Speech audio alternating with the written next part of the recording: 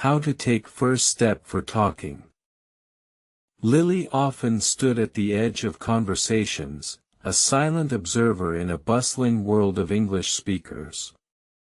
Her mind raced, translating every word, grasping every nuance, yet her tongue felt heavy, anchored by an invisible chain.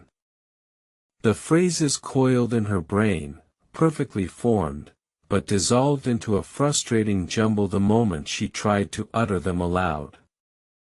This was her day's struggle.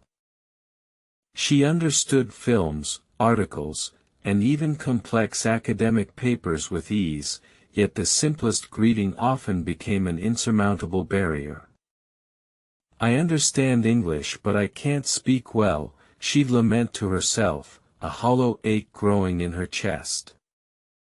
This paradox was a constant source of quiet desperation, isolating her from opportunities and connections that beckoned just beyond her reach. The thought of taking first step for talking in English filled her with dread. Her heart would pound, palms would sweat, and a wave of nausea would wash over her. What if she made a mistake? What if her pronunciation was laughable? The fear of judgment loomed large, a terrifying monster preventing any utterance from escaping her lips. She yearned to express her ideas, share her laughter, and truly connect with people from diverse backgrounds. Lily knew English opened countless doors, professional and personal alike. Yet, these doors remained firmly shut, guarded by her own crippling self-consciousness and the persistent belief that she wasn't good enough, or eloquent enough. Countless times, she had enrolled in online courses and bought grammar books, diligently memorizing rules and vocabulary lists. But these fragmented pieces never quite coalesced into fluent conversation. The traditional ways of learning English seemed to fail her precisely at the point where true communication began, leaving her feeling disheartened and stuck.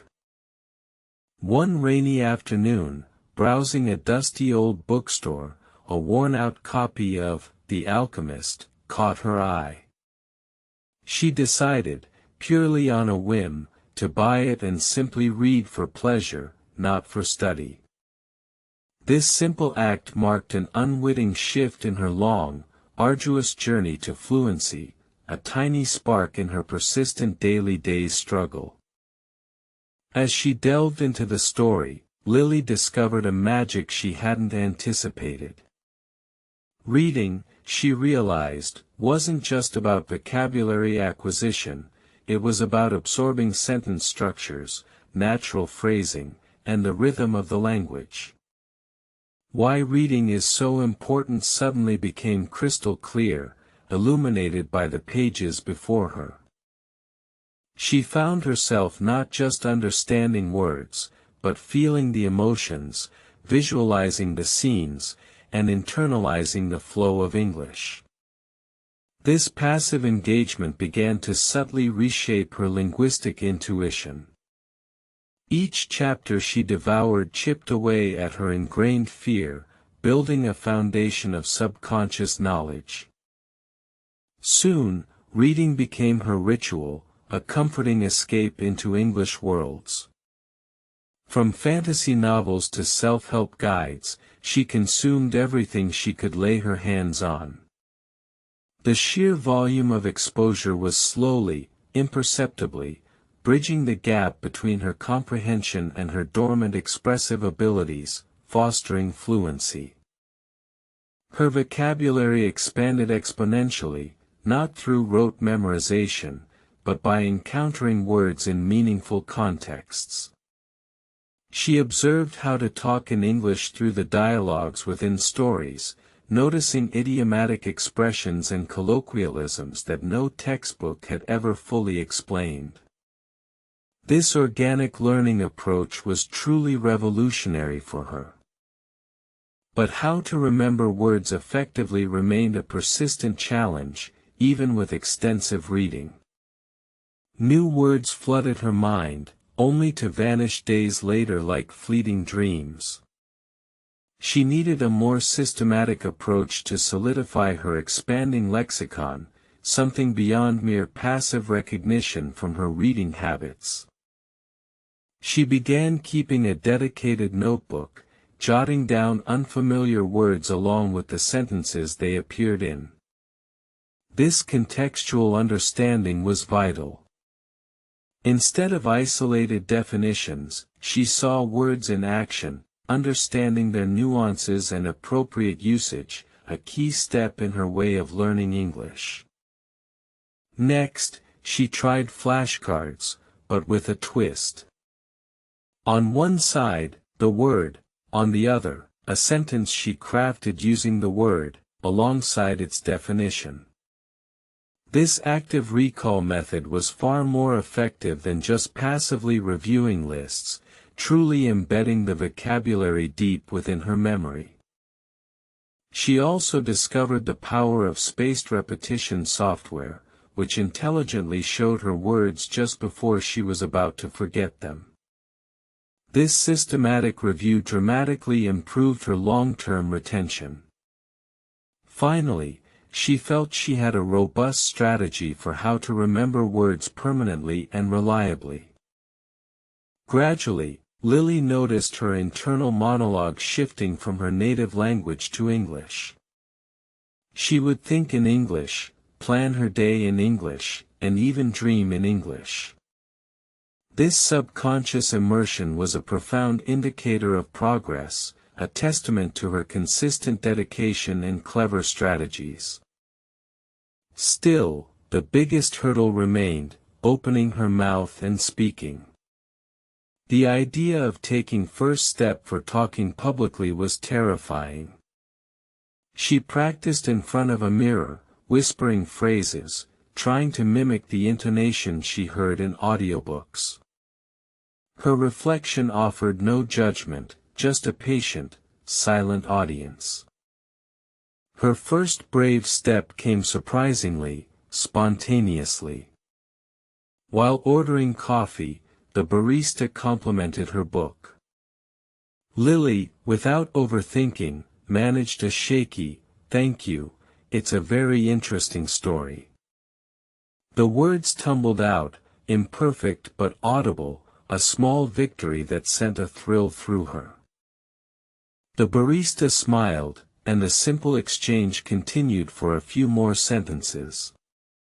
It wasn't perfect, but it wasn't a disaster either.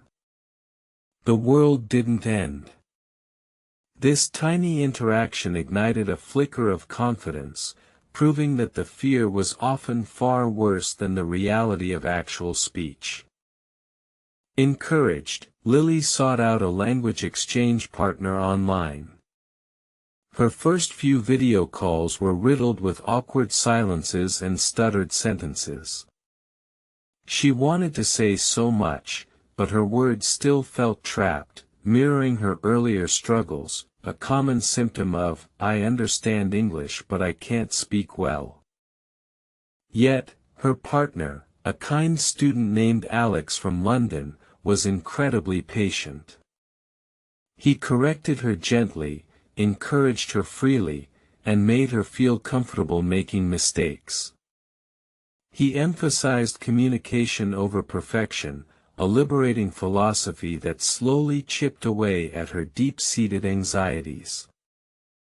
Alex suggested watching English TV shows and movies without subtitles, then with English subtitles, and finally, re-watching them to catch subtle nuances.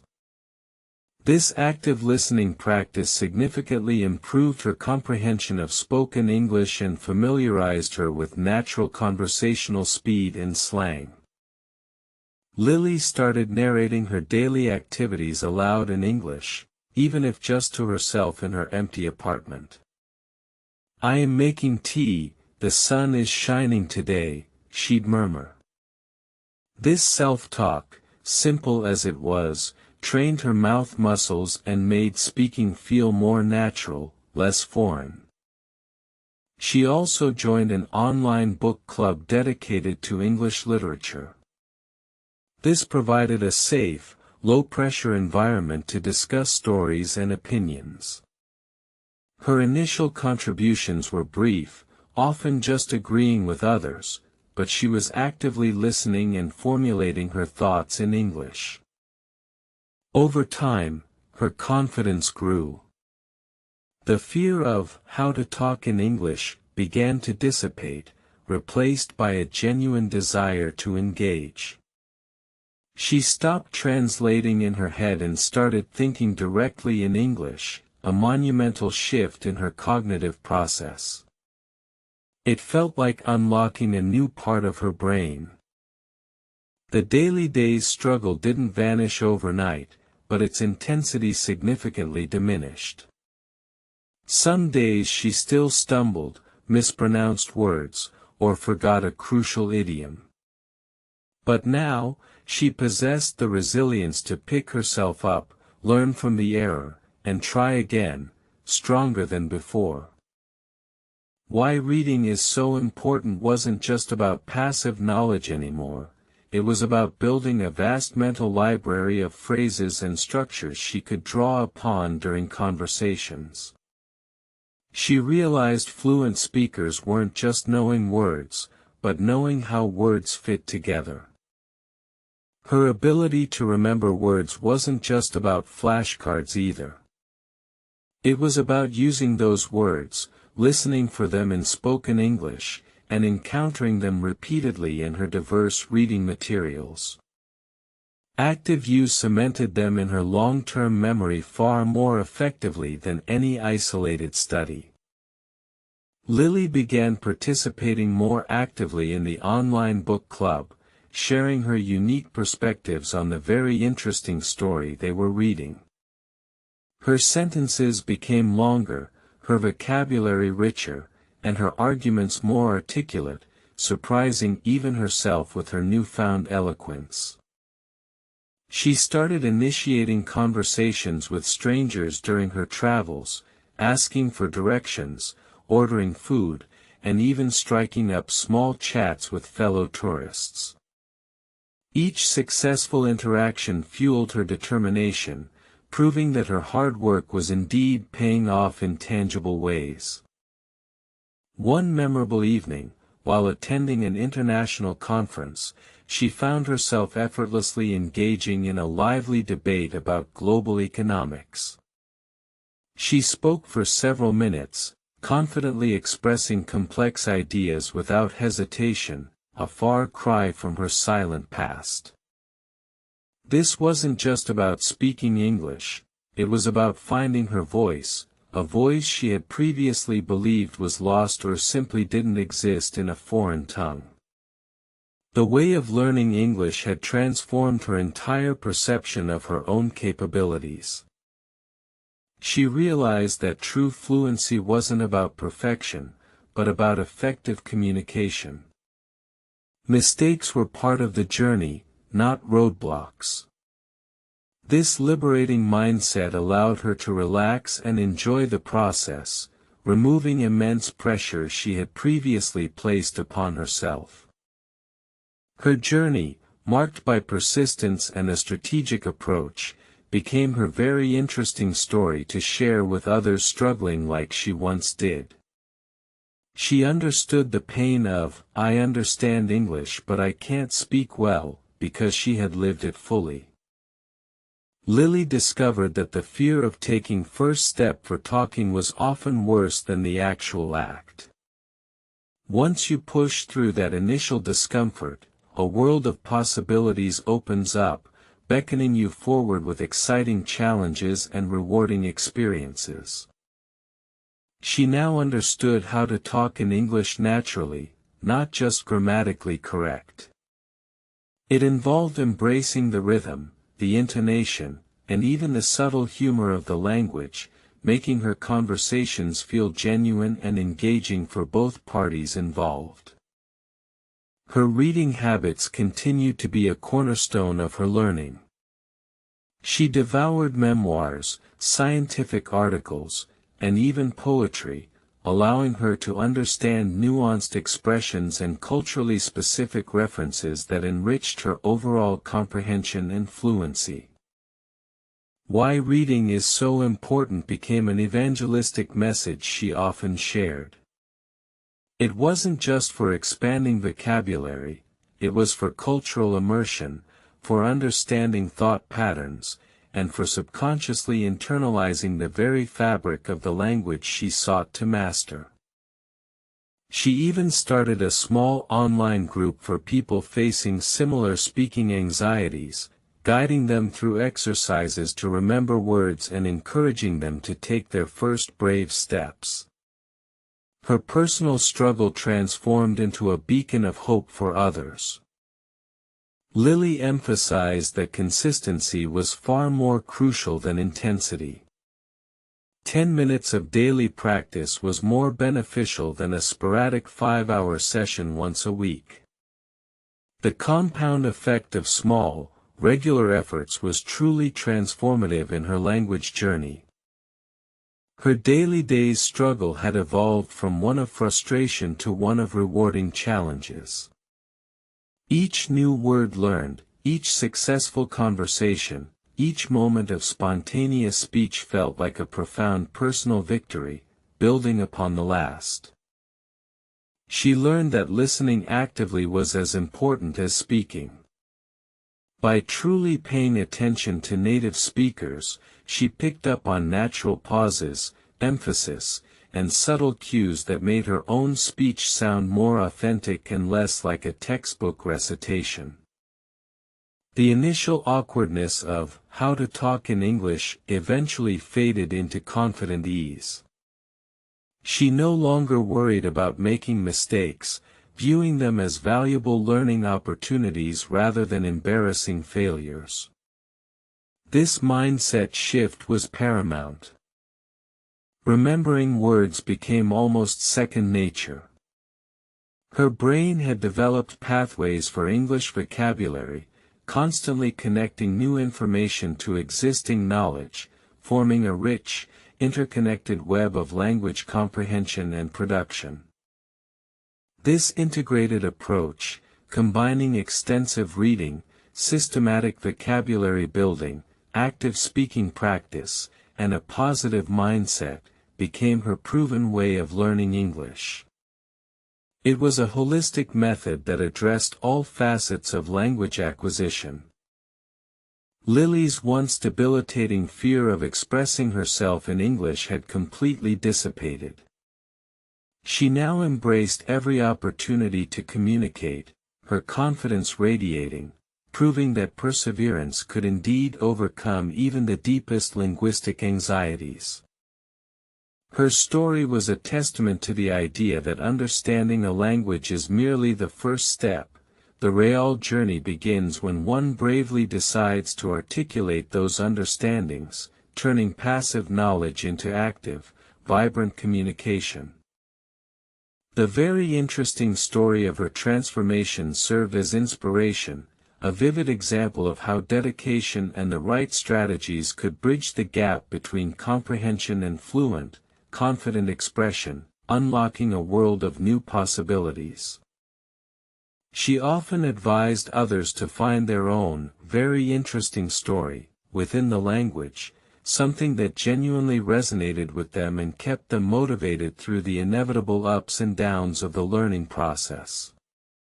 Passion fueled progress.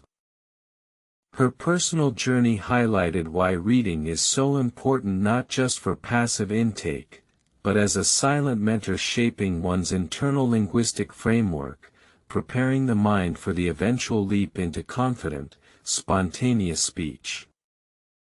The struggle of, "I understand English but I can't speak well," transformed into a triumphant narrative of overcoming challenges, proving that fluency is not an innate talent but a skill meticulously built through consistent effort and smart strategies. She continued to read voraciously, still finding joy in new stories and expanding her understanding of the world through English literature, a habit that remained fundamental to her continued linguistic growth and intellectual curiosity. Her daily conversations now flowed effortlessly, a natural extension of her thoughts. She could engage in witty banter, deep philosophical discussions, and casual chit-chat with equal ease, truly mastering the art of communication. Lily often reflected on those early days, the overwhelming fear, the frustrating silence. She wished she had known then that taking first step for talking was the hardest, but also the most rewarding, part of the entire linguistic adventure. Her journey taught her that learning English wasn't just about mastering a language, it was about self-discovery, about breaking down personal barriers, and about connecting with a global community she once felt entirely excluded from. And so, Lily, once a silent dreamer, became a confident speaker, her voice now a powerful tool, echoing her perseverance and illuminating the incredible path she forged, a truly inspiring tale for anyone hoping to achieve English fluency.